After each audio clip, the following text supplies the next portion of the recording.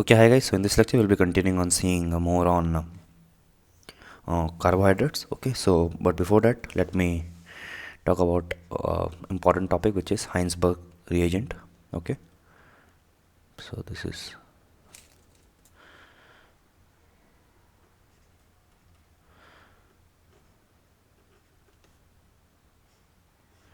okay. So it is nothing but benzene sulfonyl chloride.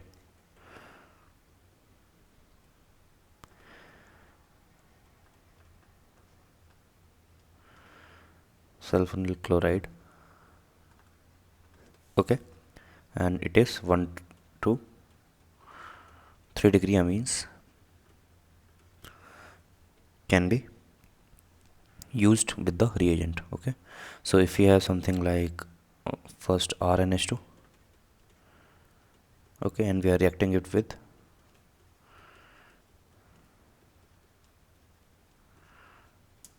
this compound. Okay, so what will we be getting? We'll be getting something like this. N would be directly attacking on this sulfur atom. As a result, chlorine would be getting eliminated, or chlorine will take away its bond electrons. Either way you can say it, and we get something like RNH SO pH. Okay, and this compound is actually base soluble. Okay,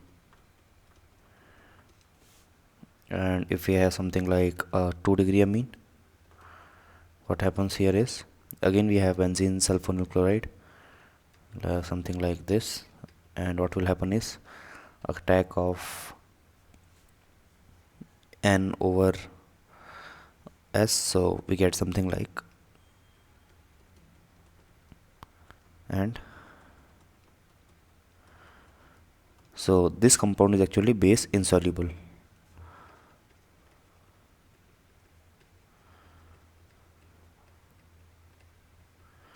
Okay, so this using this test, we actually differentiated between 1 degree amine and 2 degree amine. Okay, let's see another example where we have cyclopentene ring and we are reacting it with RCO3H. Okay, so what will we be getting is something like, first we'll be getting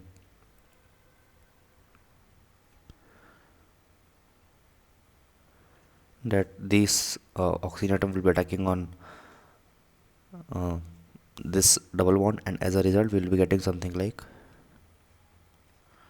O plus H, and other, they would be actually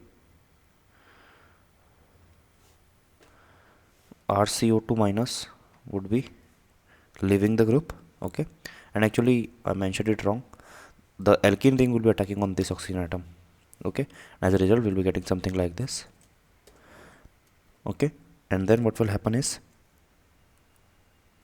obviously this RCO2 minus will attack on this H plus, and as a result we will be getting something like this as our final compound. Okay, so now let's move on to our next topic, which is conversion of, or rather we'll be seeing the relationship between glucose and mannose. Okay, so we have D-glucose, something like this,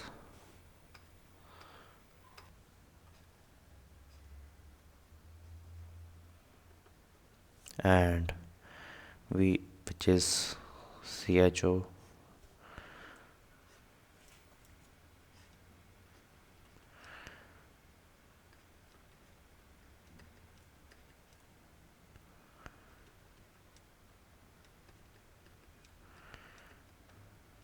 and OH here. Okay, and the C2 epimer of this compound would be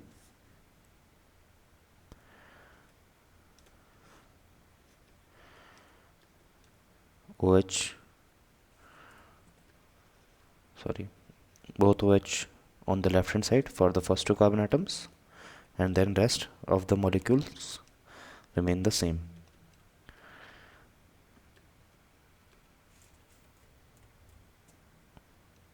O chair. Okay, so this is actually D glucose and this is D mannose.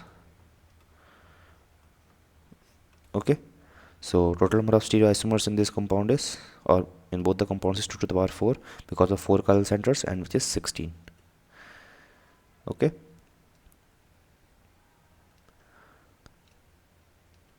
so let's see some example. So suppose we have L glucose. Okay, and let's first draw the structure of L glucose. L glucose would be something like just the mirror image of D glucose. Okay, we'll have something like this and this. You can draw the glucose and draw the mirror image of the same. You will get L glucose. Okay, what happens when we react it with red phosphorus plus HI? We will be getting N-hexane. Okay, red phosphorus is a very good reducing agent. Okay, it will reduce every carbon atom. So there are 1 2 3 4 5 and 6 carbon atoms. Okay, hence we will be getting N-hexane. When we react it with 5 moles of HiO4, again you can break 6 carbon atoms will give you 5 positions, 1 2 3 4 and 5.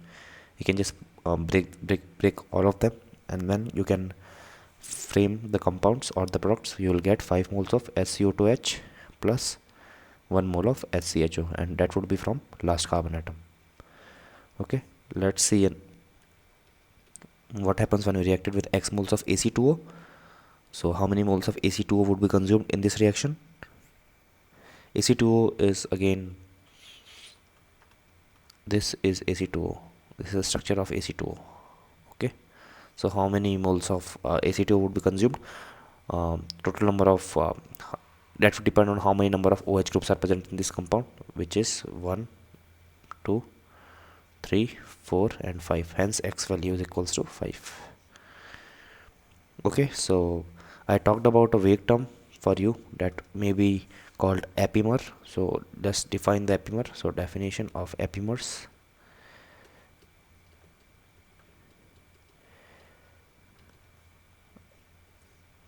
okay, so epimers are diastereomers which have different configuration across one of the chiral centers. Okay,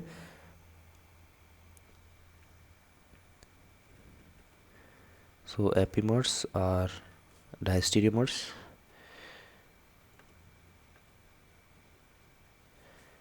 which have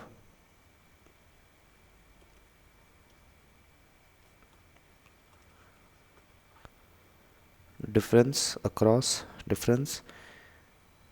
in configuration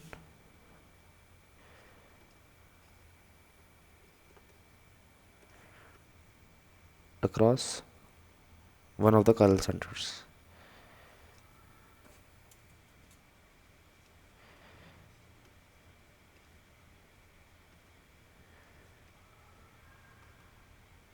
Okay,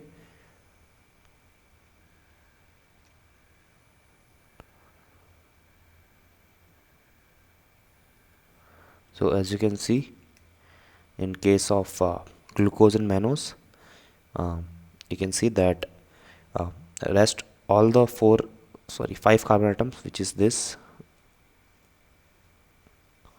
are same. The configuration across these 5 chiral centers or other carbon atoms are same. Okay, but only one difference was at this and at this carbon position. Hence these two are glucose and mannose are epimers. Okay, so we can have some examples of the epimers, like carbon 2 epimers, means difference in configuration at the second carbon is seen at let me redraw it. Yeah, C2 epimers are D glucose and D mannose.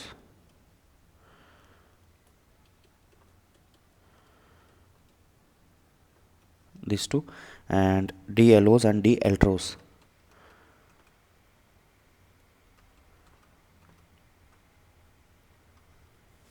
Okay, and similarly D glucose and L glucose are enantiomers and they are mirror images of each other. Just a note here, because I mentioned an example having L glucose. or enantiomers,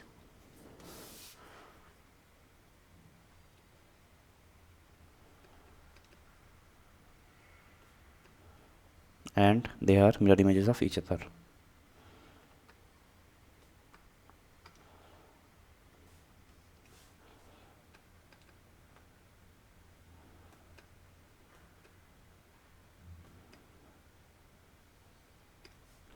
Okay, so in the next lecture we'll be seeing classification on the basis of products obtained on hydrolysis.